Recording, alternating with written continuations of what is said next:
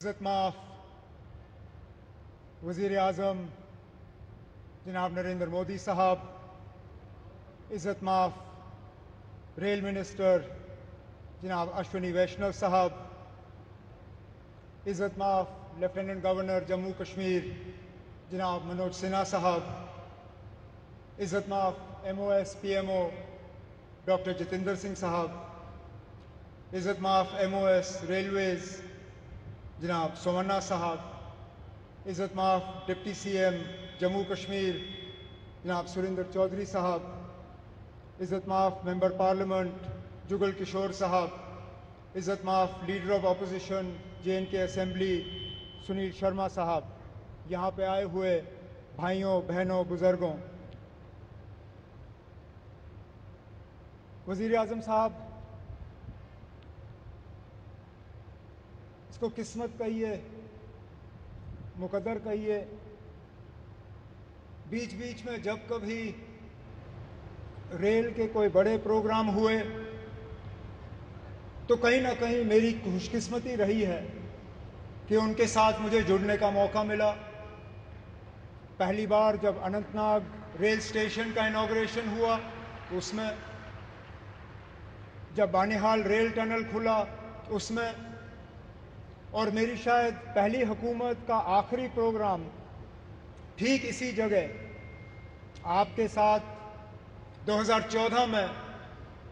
और इत्तेफाक की बात यह है वज़ीर आज़म साहब कि उस प्रोग्राम में 4 लोग शामिल थे, 4 आज भी इस स्टेज पे आपके साथ बैठे हैं। आप उस वक्त पहली मर्तबा वज़ीर आज़म बने थे, इलेक्शन के ठीक बाद आप यहाँ आए और आपने माता की कृपा से यहाँ कटरा रेलवे स्टेशन का इनॉग्रेशन किया। उसके बाद लगातार 3 बार इलेक्शन जीत के आप वज़ीर आज़म इस मुल्क के बने रहे। आपके साथ आपके MOS PMO doctor Jitendra Singh साहब, वो भी उस प्रोग्राम में मौजूद थे। यहाँ तक कि हमारे माननीय लेफ्टिनेंट गवर्नर साहब मनोज सिन्हा साहब उस वक्त MOS रेलवेज़ की जिम्मेदारी संभाले हुए थे जब यहाँ कटरा रेलवे स्टेशन का इनॉग्रेशन हुआ। और ख़ुद मैं वज़ीर आला के तौर पे मनोज सिन्हा साहब की अगर आप देखें तो माता की कृपा से प्रमोशन हुआ, मेरी अगर आप माने तो थोड़ा सा डिमोशन हुआ। मैं रियासत का वज़ीर आला था,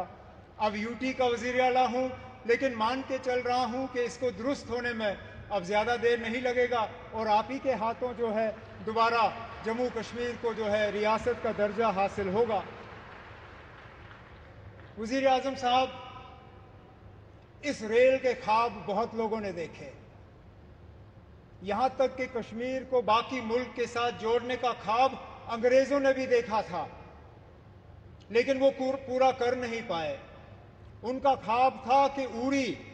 झेलम के किनारे जो है वो रेल लाके कश्मीर को बाकी मुल्क के साथ जोड़ें, लेकिन आज जो अंग्रेज़ पूरा नहीं कर पाए वो आपके हाथों पूरा हुआ और जम्मू कश्मीर, कश्मीर की वादी को बाकी मुल्क के साथ जोड़ दिया गया। इस मौके पे मुझसे बहुत बड़ी भूल होगी अगर मैं पूर्व प्रधानमंत्री जनाब अटल बिहारी वाजपेयी साहब का इस मौके पे शुक्रिया ना करूं, क्योंकि ये प्रोजेक्ट ज़रूर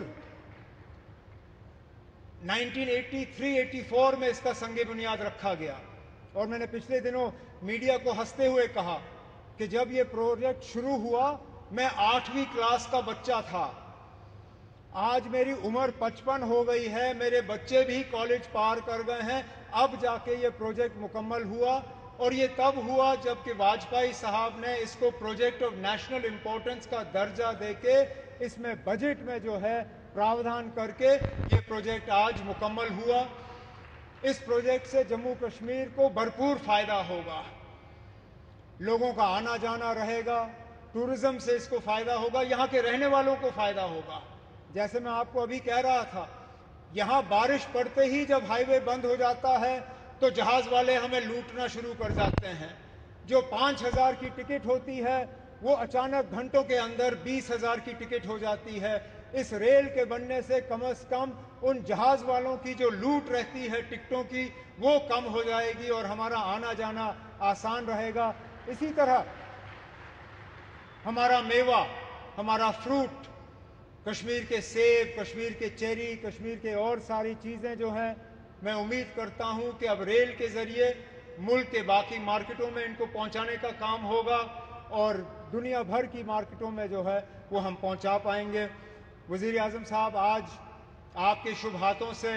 ये एक और इंफ्रास्ट्रक्चर प्रोजेक्ट जम्मू कश्मीर का जो है मुकम्मल हुआ है। इसी तरह के कई और प्रोजेक्ट्स जो हैं वो तेज़ी से आगे बढ़ रहे हैं,